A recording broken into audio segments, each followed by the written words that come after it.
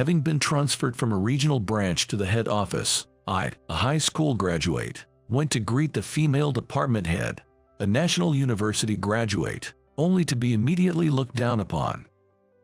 Places for low-educated and incompetent individuals like you don't exist here.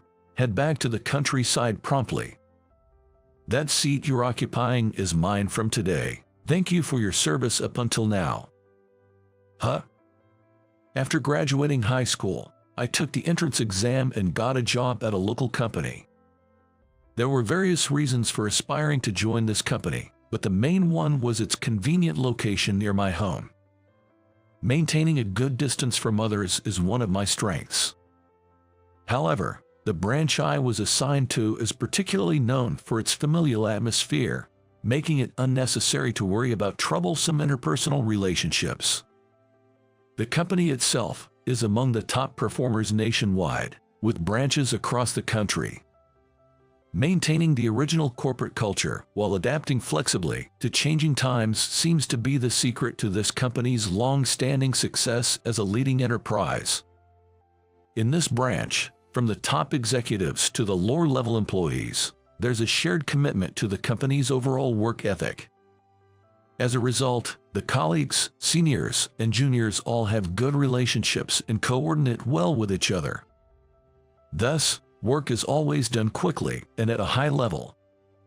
Although I generally get along well with everyone and it's a great company, there's always that one person who I find difficult to deal with, and in this case, it's Lily, who works as the chief manager. She is a subordinate of Travis, a senior executive at the head office, and is among the top candidates for future leadership roles, despite being a woman. She's a bit older than me and has secured her position through sheer talent, outperforming her peers and seniors. Lily is an elite employee who joined a company after graduating from a national university. Aware of her capabilities, she seems to have a competitive nature that overwhelms those around her. Moreover, she's known for her fearless attitude and drive, which have allowed her to ascend a corporate ladder at an unprecedented pace. My discomfort with Lily began shortly after I started working here. When I first joined the company, the entire company's anniversary party was scheduled to be held at our branch. This was because, before moving to New York, this location used to be the headquarters. It seems the venue was chosen due to its historical significance as the original founding place of the company. Despite the busy season, we had to juggle our regular duties with the frantic preparations for the party. However, it was extremely problematic that the head office delayed sending the program details and guest list until the last minute, despite our repeated inquiries. We only received a response a week before the party, forcing us all to prepare after hours. On the day of the party, Travis, one of the president's sons, arrived early at the venue, seemingly to make an early greeting. He was accompanied by his subordinates, including Lily, who was not yet a department head at that time. It turns out that the company has a fair amount of nepotism, especially at the head office, where various factions are vying for succession. Travis and his group, being part of one faction, arrived in large numbers and began to chat in the still being prepared venue, hindering our work. We hoped they would leave soon, but our wishes were ignored until the very end. The turning point was when Travis noticed me and introduced me to his subordinates. Let me introduce everyone. This is Joe, who recently joined us straight after high school. His action seemed to signal the emergence of an unexpected rival to his subordinates. When he stepped away to take a call, they forcibly kept me from returning to my preparations and started offering me drinks. However, I was only 18 and still underage. Despite my polite refusals, they didn't seem to care. What? You can't drink the alcohol we offer? You're quite cheeky, aren't you? Hey, bring some snacks over here. Leave that for later. They continued to be a nuisance, starting a drinking party and disrupting the place even though we were still in the middle of preparing. They went as far as stopping people from working and coercing them to join in, doing whatever they pleased. Completely disregarding us, busy with setting up the venue, some, emboldened by alcohol, even started demanding that we pay attention to the head office staff. They only left just before the start time, having done nothing but hinder our preparations. Naturally, not a single one offered to help clean up, leaving us to deal with the aftermath that shouldn't have been necessary in the first place. Some of the staff, who were not heavy drinkers, were forced to drink and became incapacitated. As a result, fewer people were available to prepare for the party, and the progress and rehearsal checks for organizing the event were significantly delayed. Despite further delays in setting up the venue, the start time was fast approaching. Just when they returned, they began pointing out flaws in the party preparations as if looking for any excuse to criticize. Moreover, they unreasonably pressured us not to shift the scheduled time at all. Other employees who had finished their work joined in to help, but we were ultimately forced to start the event underprepared due to their constant interference. As expected, the party suffered from a lack of coordination, leading to frequent disruptions. Travis's subordinates, who had been a constant nuisance and rushed us, did not offer any support to us, the branch office staff managing the event. What's with this mess? You show too little respect for the company. How dare you start drinking before even finishing the preparations? Even during the party, they seized every opportunity to highlight our mistakes and mock us, turning us into the laughingstock at the drinking table. And this incident ended up affecting the branch's reputation for a while. Don't get ahead of yourselves just because you're in charge today. Know your place. Such useless people. It's a letdown, typical of a rural branch. Every time they laughed at us, I felt their gazes filled with sheer malice. This became even worse during the mingling time. Led by Lily, who had been heckling our mishaps, Travis's subordinates boldly approached us. "Thank you, country folks, for the poorly managed party. Quite fitting of you." Swallowed by their pace, we were disheartened by our own downfall. They, seemingly satisfied, began to openly express their true feelings, perhaps encouraged by the alcohol. Don't get cocky just because Travis introduced you. You can't even manage a single event properly. After all, what can you expect from someone with a low education and incompetence? Travis overestimated you. We heard you were capable, so we left the planning to you last minute, but this is all you could manage. I noticed why the instructions for the anniversary party were delayed until the last minute. It was all just harassment intended to make us fail. In the end, isn't it best just to silently work under the head office? Don't worry, we won't ask you to manage a party again. So, we had been deliberately sabotaged by them from the start. As they ranted, they left laughing. This was my first-hand experience of the infighting rumored to be rampant in the head office. 5 years since that incident. Thanks to the diligent efforts of everyone at the branch, our reputation gradually recovered. And I had been personally appointed by President Blackwood for a transfer to the head office. Honestly, I still harbored negative feelings towards the head office because of that incident. I felt burdened by this appointment, and my colleagues, who had shared the bitter experience, sympathized with me. However, an order from Mr. Blackwood himself was not reversible. The head office still seemed to be embroiled in succession conflicts and factionalism, complicating interpersonal relationships. The infighting affected work to the extent that it was hard to focus. The party incident had made it clear to me, and I expected such sabotage to be a daily occurrence at the head office.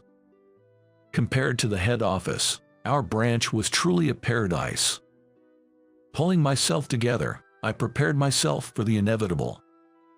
Eventually, the day came for me to start at the head office, and I began my rounds of greetings, including checking the layout of each department. Over the past 5 years, the situation had changed significantly. Travis had been ousted by his own subordinates and forced to resign. His former subordinates had since aligned themselves with different successors. And Lily was now working under Elijah Great Falls, a branch manager at the head office. When I finally visited Lily's department, where she was now a manager, she gave me a dubious look and immediately started berating me. "I thought I recognized you. You're the low-educated incompetent who messed up at the anniversary party." Despite her continued disdainful attitude, I politely greeted her in front of her subordinates. She continued to look down on me, treating me as a worthless rural bumpkin. "How do you find New York? Why don't you learn how to host a party before you leave? Though I guess that's unnecessary for you now." "I'm here to learn as much as I can," I responded without retaliating, simply deflecting her comments, which seemed to irk her even more. Incapable individuals apparently lacked the brain power to understand sarcasm. She muttered softly, blatantly rejecting me with her words. "Look, I'm busy. Could you please leave? There's no place here for low-educated incompetents like you," she said, looking down on me with unwarranted confidence, unaware of the turn of events that awaited her. I, however, met her gaze squarely. "That's actually my seat, Lily. Thank you for your service until now." What kind of joke is this?" Lily's face, fitting the phrase like a demon, grew increasingly displeased as she stood up abruptly. "Let me be clear, Lily. I am here under direct orders from Mr. Blackwood," I announced. Pulling the official order from my suit's breast pocket, I placed it before Lily so she could see for herself. "An official order has been issued for you as of today. I have been appointed as your successor." "What did you say?" Lily scrutinized the document closely, disbelief evident in her eyes. The order from Mr. Blackwood stated that Lily was being demoted and transferred to the branch where I was previously stationed. For her, who had been at the forefront of the fast track, this not only represented a significant step back, but effectively meant being sidelined from the current competitive arena. "You've been calling others incapable, but isn't being highly educated yet incompetent even worse, don't you think?" I confronted her. As the new department head, I instructed Lily to pack up her belongings and clear the space by the end of the day. "That's my seat. Please clear it immediately. I need to get to work." "Stop being so noisy. Don't get too cocky." Lily yelled at me, but realizing she had no power in the situation, she stormed out of the department, frustration gripping her tightly. The department's employees, who had endured her tyranny for years, cheered as she left for her transfer. I managed to conclude my introductory greetings in the new department amidst a positive atmosphere. Later, Lily, unable to accept the contents of her transfer order, barged into the office of Elijah, the branch manager, without an appointment. "Elijah, what is the meaning of this?" she demanded. After carefully straightening out the crumpled order from Mr. Blackwood, Elijah examined it meticulously and responded calmly. "Lily, what seems to be the problem? This must be some mistake. I know it's presumptuous, but could you please check with Mr. Blackwood?" she pleaded. "There's no need for that. I've just verified it right in front of you. Or do you want me to repeat it?" Elijah countered. He then methodically explained the reasons behind the transfer order, citing numerous complaints from both within and outside her department, her poor reputation among clients, and the underperformance of her division, leaving no room for her to argue. "Fundamentally, you lack the basics in everything. Submitting documents to your superior in such a condition is a problem that goes beyond academic qualifications," he reprimanded. Stunned by her superior's harsh criticism, Lily was mercilessly dismissed. "I had always planned to remove those who unseat their superiors for their own gain," he added. Following her outburst, Lily was escorted out of the branch manager's office by security personnel. Left without any support or backing, Lily ultimately accepted her transfer. The next day, her desk was cleared out completely, not a single item left behind. Originally, When she first joined a company, she wasn't in such a dire state. However, her first superior, a man who harbored misogynistic views, felt threatened by her abilities and ambition, blatantly obstructing her at every turn. It was commonplace for her achievements to be stolen and mistakes to be pinned on her. The severity of the treatment she received likely served as a warning to others not to underestimate him. It seems that the superior became the catalyst for Lily's resolve to climb to the top at any cost. Eventually, she managed to unseat her superior and continued to ascend a corporate ladder by adopting similar tactics. After the dust had settled, I was invited to Elijah's home, where I, along with Travis, was briefed about the incident in the branch manager's office. "Joe, you've had a tough time with this. Did I make you draw the short straw? I know you're not fond of such matters," Travis remarked. "It's been a while, Uncle Travis," I replied. Both greeted me with a smile and appreciated my handling of the situation. In fact, I am distantly related to Travis and Elijah, sons of President Blackwood. My true background is known only to a limited number of people within the head office and branches. Mr. Blackwood has a history of multiple divorces, resulting in a large extended family with many half-siblings. Furthermore, the company is a family-run business with a penchant for favoritism among relatives. Adding fuel to the fire, the factional disputes among the candidates for the next president have been the primary cause of the swirling complexity in human relations, leading to further chaos. In such a tumultuous struggle for succession, someone distantly related like me would hardly catch anyone's attention. Even at family gatherings, where relatives meet under a seemingly harmonious atmosphere, a battle for supremacy within the clan is always underway. After all, both at the head office and at home, Dad is still active, fueling the competitive spirit among his sons. "They wouldn't easily concede," said someone. Mr. Blackwood himself, always seeking competition, has encouraged such battles among family members.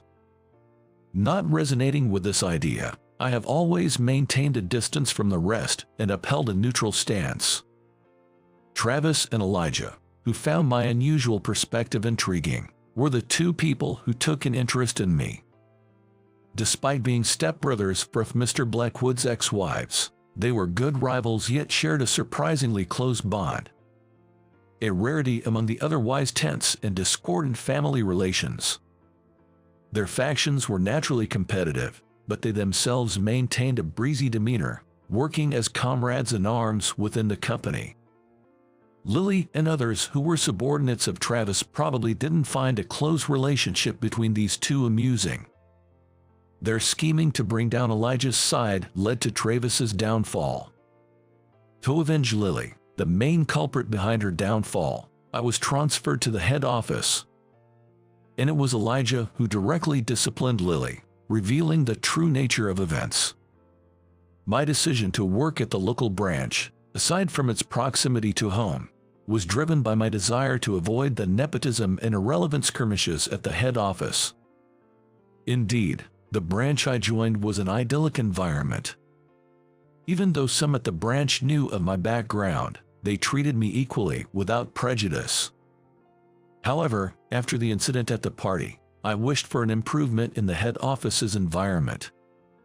If I could climb up the ranks based on merit, gaining recognition from others in the company besides family, it might be more acceptable to most. That's why I saw my transfer to the head office as an opportunity to make a difference. "By the way, is that the real reason you called me to the head office?" I asked. Upon hearing my question, Travis and Uncle Elijah exchanged glances and smiled. "Do you think this is all about favoritism?" This incident also provided me with some relief. I am grateful. Prompted by their response, I shared my true concerns. "I just hope the pervasive culture at the head office changes. I have no interest in joining factions just to sabotage others' work." Elijah, poised to be the top candidate for the next president, asserted confidently. "The branch you were at might have been ideal, but the head office is different. You'll understand once you work here." Travis, with a calming tone, advised me as if mediating. "Joe, things don't always happen at the timing we desire," he said, as if reminding himself more than me. "We can only try to turn the events that befall us into something positive, making the choices we've made the right ones." I felt a tinge of melancholy, sensing what lay ahead at the head office. "So, in the end, I'm just going to be used for various schemes, right?" I questioned.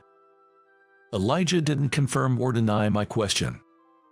Travis, having distanced himself from the conflict after his downfall, quietly nodded and added, "Joe, you might be struggling now, but whether you end up being used or not is entirely up to you." Encouraged to do my best wherever I am, the conversation came to an end.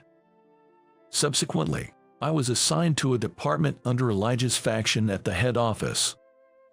The work at the New York head office was vastly different from the branch, not just in tasks but in the sheer number of competitors we had to deal with. Of course, there were obstructions and petty sabotages from other factions. Perhaps understanding my genuine intentions, Elijah instructed us to proceed with integrity, leading by example through our work achievements. As a result, Elijah gained overwhelming support in the succession battle, and the interferences towards us significantly decreased. 3 years passed, and then came a turning point. Mr. Blackwood, who had been an active executive, passed away suddenly one morning. Following his unexpected demise, a grand funeral was held, and we all mourned his loss. In the subsequent executive meeting to decide the successor, Elijah, as widely anticipated by most outside the executive circle, secured over half of the support and was appointed the next president. As the new president, Elijah did a series of reforms at the head office, starting with abolishing nepotism in hiring and favoritism in work practices. The factions centered around family members remained intact even afterwards. However, as the favoritism towards relatives diminished, those without real ability began to be transferred one after another, leading to the gradual decline of factions. As employees with genuine skills were recognized for their work without relying on factions, they made significant advancements, greatly improving the company's internal atmosphere. Taking this as an opportunity, I often submitted requests for transfers. With the changes at the head office, I felt there was no longer a purpose for me to stay there. Becoming one of Elijah's trusted subordinates and contributing through my work achievements, I was promoted smoothly. However, realizing my lack of interest in further promotions, I declined any further advancement. I found myself missing the irreplaceable comfort of that branch. Occasionally, during business trips to the branch, I noticed that the personnel had changed, but the unique atmosphere and corporate culture remained unchanged. It was something special that even the improved head office couldn't offer. However, Elijah was reluctant to approve my transfer requests. The branch, being an exceptionally good workplace within the company, rarely saw people leave, and the lack of vacancies also played a part. Having been demotivated about my job at the head office for quite some time, I took a bold step and submitted my resignation. Upon seeing it, Elijah sighed. "I had hoped to show you the same vistas I've seen. Was the head office not appealing enough? I'm truly grateful to Mr. Great Falls for changing the bad practices at the head office, but my role here has ended. Could you please let me return to where I belong?" Mr. Great Falls took my resignation but didn't respond immediately. For the time being, I was given a month's leave by the president's order and went back to my hometown. During the leave, I fully moved out of my residence in New York and visited Mr. Great Falls' home before my leave ended to express my gratitude. At that time, we shared drinks not as a president and an employee but as relatives.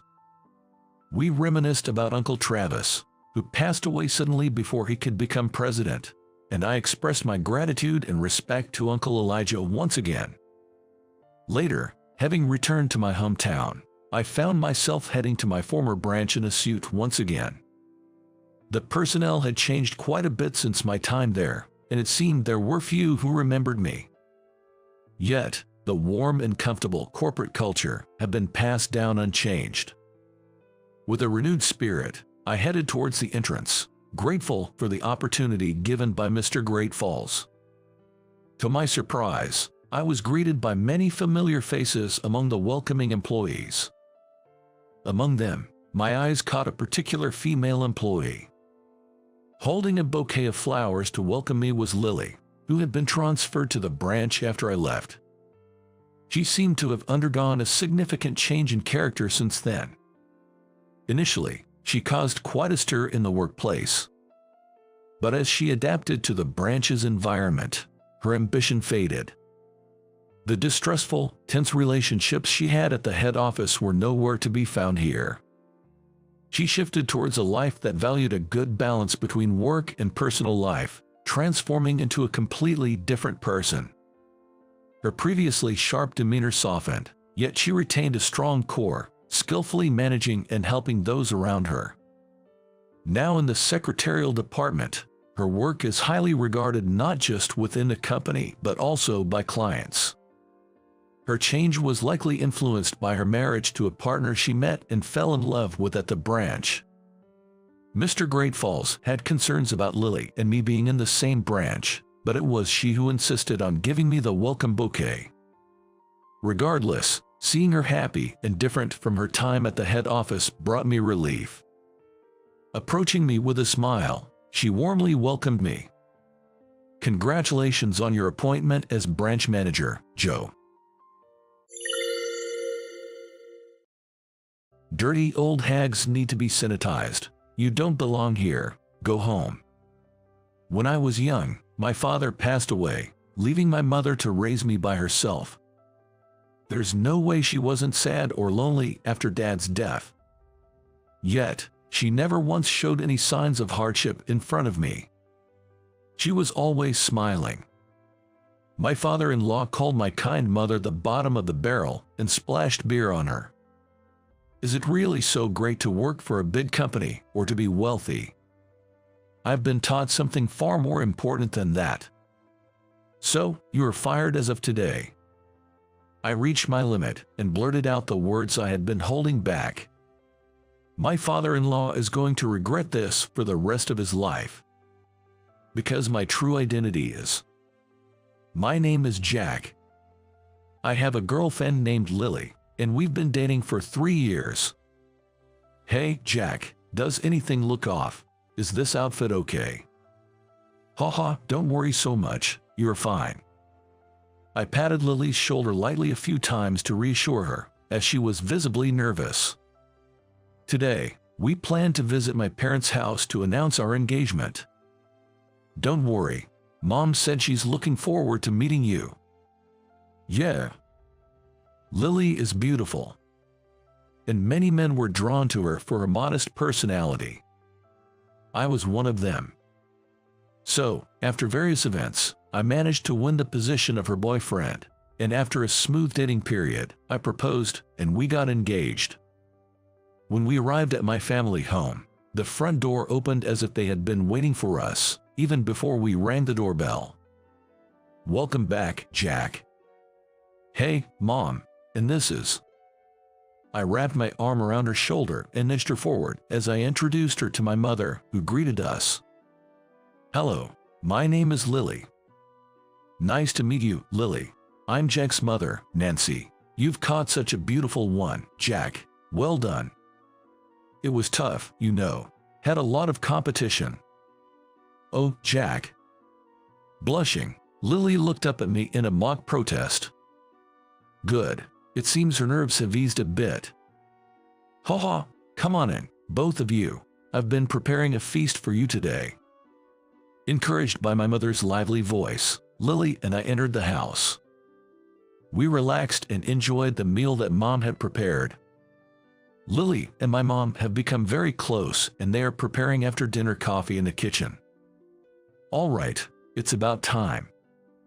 I straightened up and waited for the two to return to the living room. Jack, you'll have some of the sweets Lily brought, right? Yay, I'll have some. I love the sweets from this place. Thank you, Lily.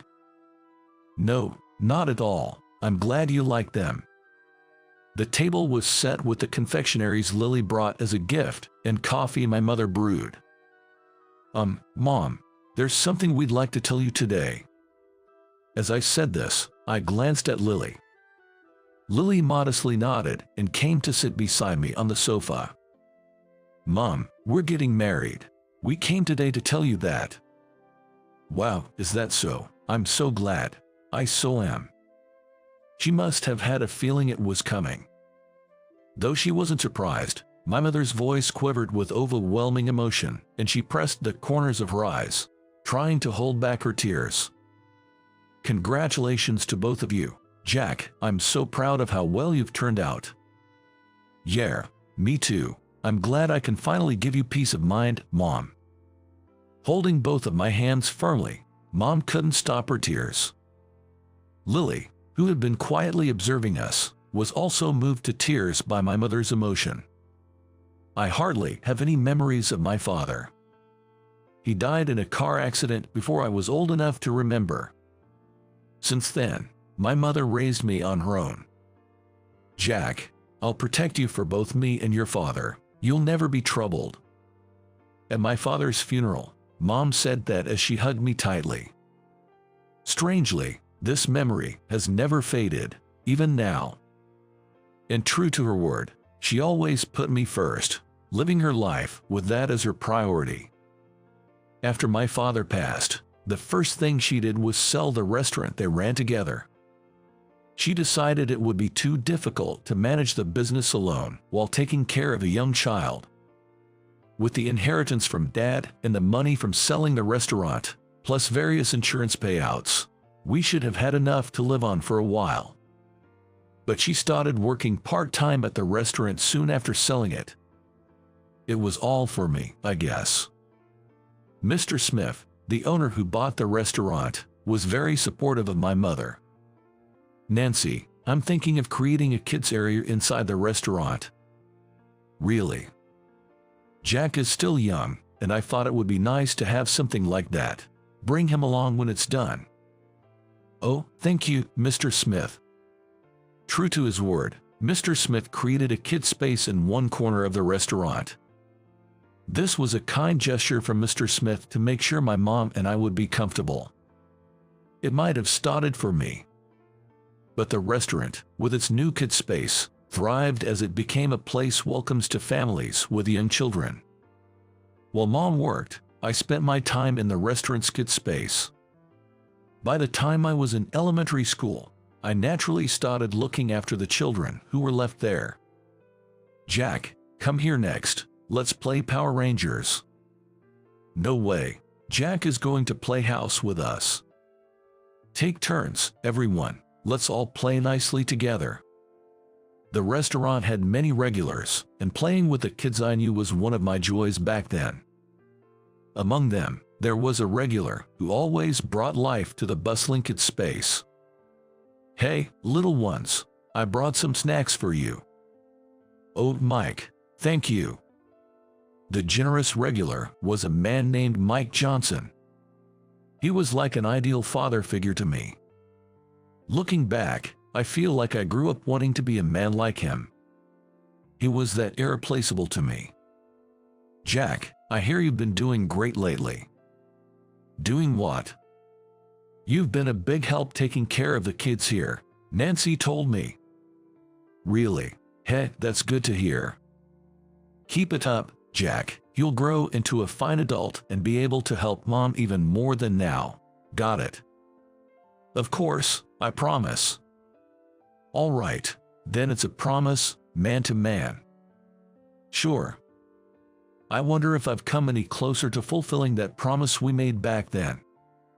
No, I'm probably still far from it. Every time I remember that promise, I feel a strong desire to be even more helpful to Mom. A lot of time has passed since then. Now, as an adult with a stable job, I've met someone who will be my lifelong partner. It's my turn to support Mom now. Mom, thank you for raising me all these years. From now on, I'll be the one supporting you. What are you talking about? Marriage life is tough, you know. If anything happens, just rely on me. You're my son, after all. Mom. And Lily, you too. Don't hesitate, okay? You're going to be my daughter. Yes. Thank you so much. Congratulations to both of you. You're going to have a wedding, right? I'm looking forward to it. Mom smiled happily, with tears streaming down her face. I'm determined to do my utmost so that this smile never fades. I made that firm resolve. As I drove away from my family home, I noticed Lily intently gazing at my profile from the passenger seat. Lily, is something wrong? Jack, you know. Lily seemed to be struggling to find the right words. What's wrong? Did something happen with Mom? No, it's not that. Your mom was really nice to me. I love her. It's not about that, it's just that. Choosing her words carefully, Lily pondered for a while before finally speaking up. We're going to visit my parents tomorrow, right? Of course. Oh, I'm kind of nervous now. I understand how you felt today. Wait, are your parents strict or something? Not really. It's just that I want you to be careful around my dad. What do you mean by that? You see, my dad might say something inappropriate, so I'm apologizing in advance, Jack, if he makes you feel uncomfortable tomorrow. I'm really sorry. Lily's voice faded into a whisper, and her shoulders trembled slightly as she apologized. Don't worry, whatever happens, my feelings towards you won't change, so it's okay. Yeah.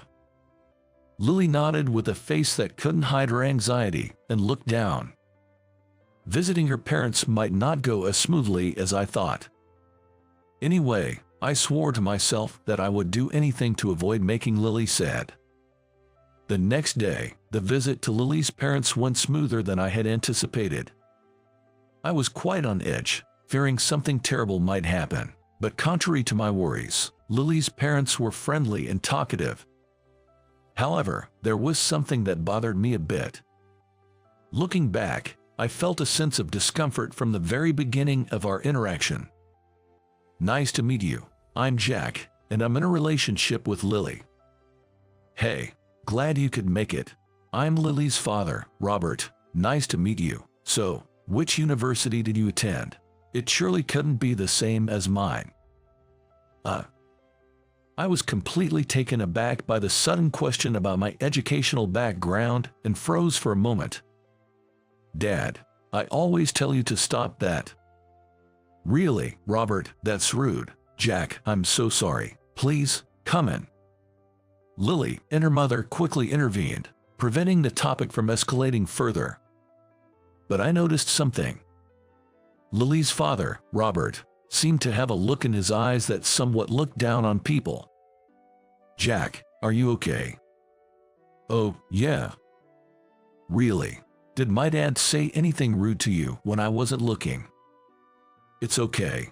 I did think the way your father spoke was a bit concerning, but I'm sorry. Don't apologize. It's not your fault, right? Look, we have a meeting with the wedding planner tomorrow. Let's just focus on the happy things. Yeah, Jack, thank you. Lily, who had been downcast all day, finally managed a small smile. With that, having successfully completed greeting both families, we steadily proceeded with the wedding preparations. And finally, the big day arrived. Relatives, acquaintances, and friends from both sides gathered at the venue, surrounding us with warm congratulations. Jack, congratulations. To see you like this, all grown up, I just... Don't cry, Mom. The ceremony has just begun. Mom couldn't stop her tears of emotion even before the ceremony started. It must be because of all the trouble I've caused her. Seeing her tears, I felt even more strongly that I needed to support her from now on. As the ceremony went on smoothly and we moved on to the reception, friends came over to chat. Jack, come on, drink up. Let's toast. Hey, are you drunk already? Shut up. You're marrying such a beautiful wife. I'm so jealous. I exchanged drinks with my friends who came over with beer bottles in hand. There seemed to be a bit of envy in their words, but no doubt they were happy for me. Lily, congratulations. You look absolutely stunning in your bridal gown. Thank you. Hey, can you come now? Let's go take a picture with everyone over there. Yes. Lily, surrounded by her female friends, glanced over here briefly. Go ahead, we have plenty of time. Thank you, Jack. I'll be back soon. I casually watched as Lily left her seat to join her friends. Seeing her happily taking photos and laughing with her close friends made me feel truly grateful that the ceremony was going well. Lily, let me help with those photos. Come on, gather around everyone. Lily's father also seemed to be in a very good mood today. His face was flushed, perhaps from the alcohol, and he was in high spirits. I hope everything goes well today. I couldn't help but mutter to myself. From his behavior, it seemed he wasn't a bad person at heart. I silently hoped the ceremony would conclude without any issues. As the ceremony neared its end, it was time for my speech. The MC handed me the mic, and I stood up amidst applause. Thank you all for gathering here today. I would like to take this moment to express my gratitude. I stood up straight with Lily beside me. Then, I made my way towards my mother, who was watching from a distance. The spotlight followed me, illuminating both me and my mother.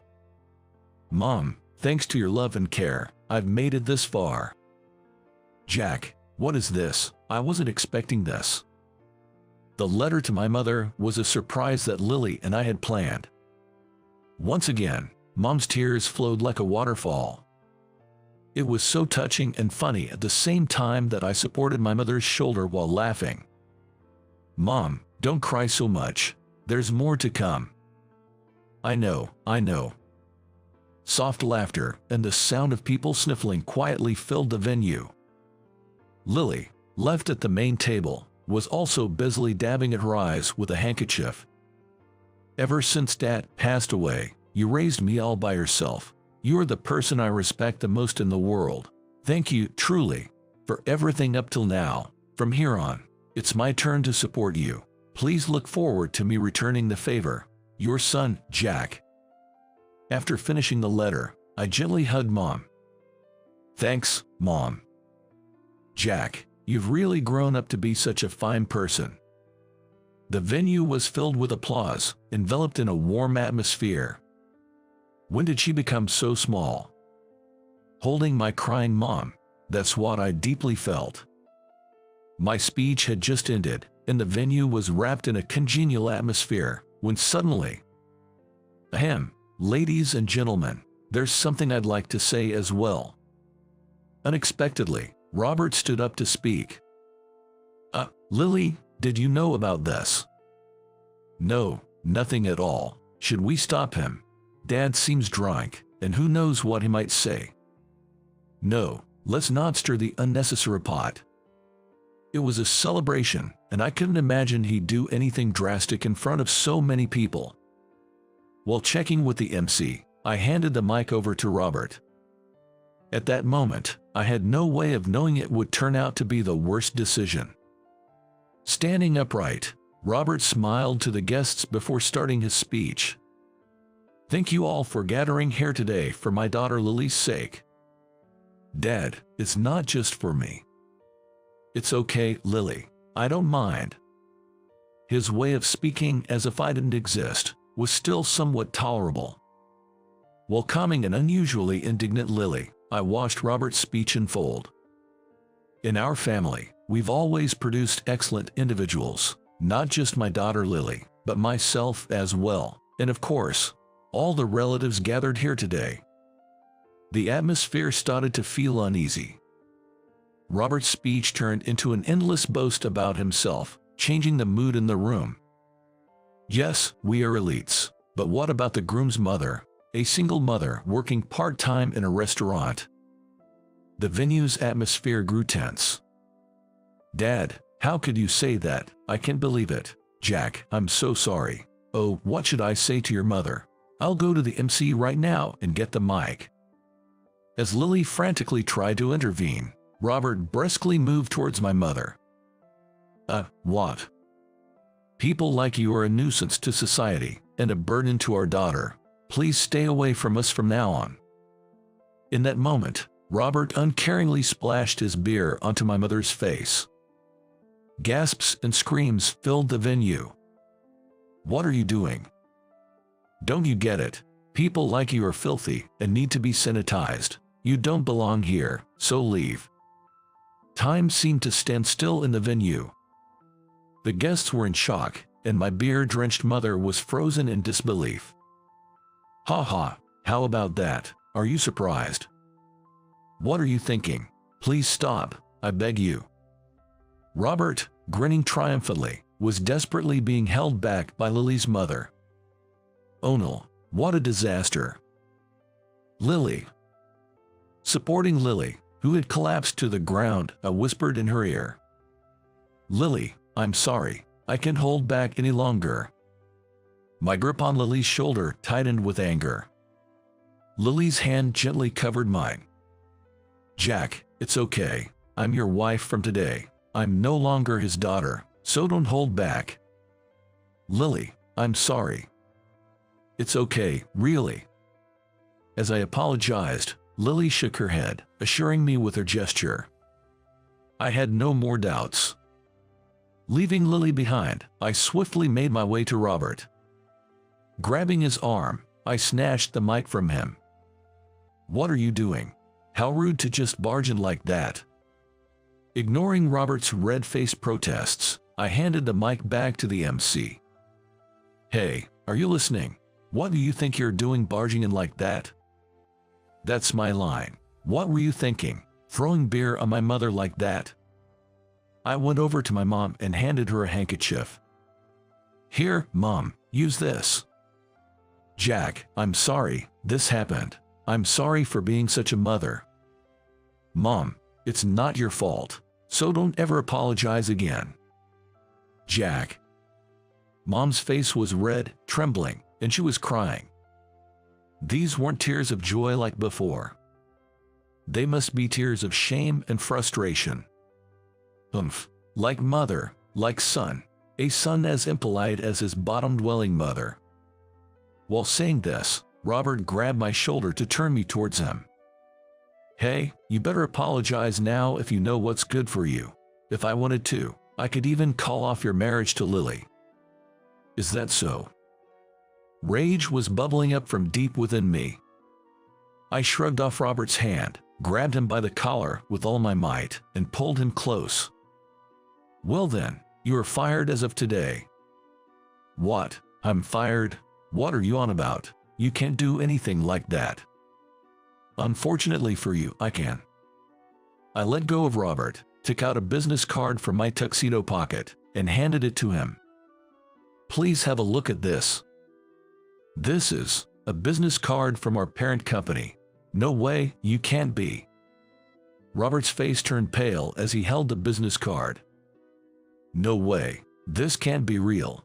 How can someone like you be an employee of our parent company and the head of HR? Flustered and his eyes darting around, I sighed deeply, utterly astounded by Robert's reaction. The opportunity for me to join my current company came when I was in my senior year of high school. At that time, I was still working part-time at the restaurant where my mom worked and was as close as ever to our regular customer, Mike. Hey, Jack, what are you planning for your future? I'm thinking about getting a job. It might be tough with just a high school diploma, but I don't want to be a burden on my mom anymore. I see. Well then, let me lend a hand. What? Jack, come work for my company. Your company, Mike? Are you some kind of company president? Haha, well, yes. I may not look like it, but I'm quite capable. What do you think? Impressed? Yeah, impressed. Here I thought you were just a desperate man trying to woo my mom while keeping up the bachelor facade, but you were actually trying to win me over first. Hey, Jack, that's going too far, you little. With a mischievous smile, Mike playfully ruffled my hair. But seriously, I want to hire you. I've seen how you work here, and there's no doubt about it. I won't treat you badly. Jack, come work for me. Mike, thank you. I'll do my best. And that's how I joined my current company straight out of high school. Meeting Lily was indeed work-related, but it was ironic that Robert happened to be an employee of a subsidiary of Mike's company, purely by chance. I actually wanted to give you my business card when I first came to greet you, but you were so engrossed in your bragging. I didn't want to spoil your mood, so I refrained from doing so. Oh no. Unfortunately, Mr. Johnson, our president, had some urgent business and couldn't attend today. What, then that means? But I'll be sure to report your foolish actions today in great detail. No way. Robert's face went from pale blue to ghostly white, and he crumpled to his knees as if drained of blood. Yet, my anger hadn't subsided. I approached Robert and whispered threateningly in his ear. Be prepared. Mr. Johnson has a soft spot for my mom. Eek. With a pathetic gasp, Robert looked around in a panic. All the guests were giving him disdainful looks, frowning at his behavior. Why am I being looked at like this? Damn it. He muttered bitterly as he stumbled out of the venue. Watching his retreating figure, Lily, accompanied by her mother, rushed to us. Jack, Nancy, are you okay? I'm terribly sorry for the trouble my husband has caused. Nancy, I'm so sorry. I'm truly sorry. Please, don't apologize.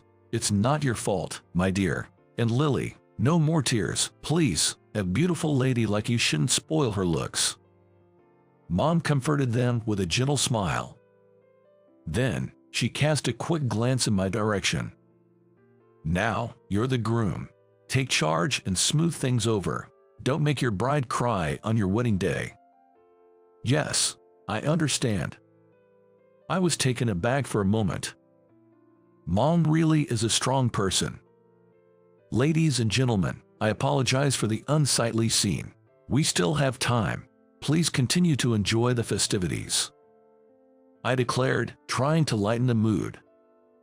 Applause gradually began from my friends and then spread to the families.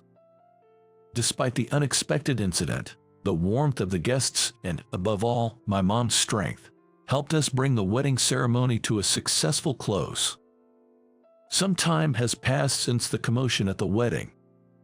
Since then, Robert has become an outcast among relatives, was abandoned by his wife, and ended up divorced.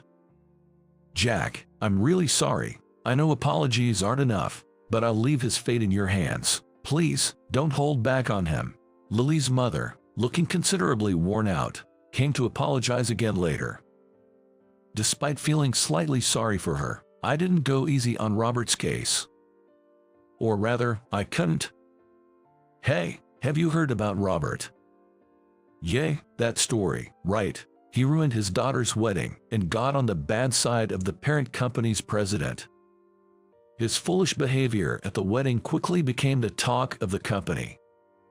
Eventually, having no place left, Robert opted for voluntary resignation. Man, it was a relief he quit on his own. No hassle with the firing. Whoa, Mike, you aren't smiling in your eyes, you know. Most likely, the one who orchestrated and pushed Robert to the edge was none other than our president, aka Mike. I earnestly thought to myself that he was someone I should never mess with. Time has flown, and nearly a year has passed since then. A baby boy, who resembles me a lot, was born to Lily and me. It looks like he's fallen asleep. He's been crying so much, must be tired. Every time I see our healthy child's sleeping face, I deeply feel the reality of being a father. This little one really looks just like you did as a baby, Jack. Wait, Lily, I'll bring the photo album. Yeah, let me see it. Stop it, Mom. It's embarrassing. Now, we're living with my mom in my family home. I have a beloved wife and son, and my mom has a dear daughter-in-law and grandson. We're spending our days as a happy family.